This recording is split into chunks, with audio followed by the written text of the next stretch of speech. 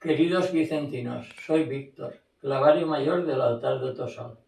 Como nos pasa a todos, siento no poder celebrar las fiestas en honor a San Vicente Ferrer, ensalzándolo y dándolo a conocer por medio de milagros, protagonizados por los niños en los altares como se merece.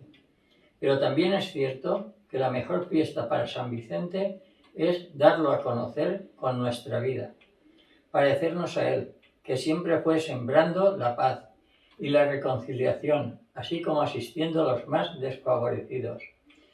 Intentar con nuestro apostolado parecernos a Jesús, como él hacía, sobre todo en este tiempo que estamos viviendo, en que está aumentando la soledad, el sufrimiento por la pérdida de seres queridos y la pobreza.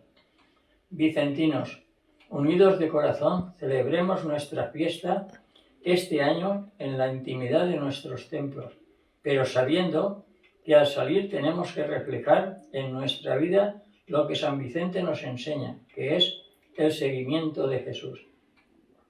Estamos alegres en la Pascua. Es el momento de resucitar a la acción pastoral hacia los demás, como católicos. Es el momento de llevar la alegría y la paz a nuestro entorno a pesar del sufrimiento.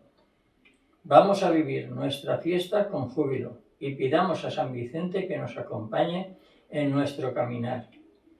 Ánimo, celebremos la fiesta como mandan las normas actuales, pero sobre todo vivámosla en nuestro interior.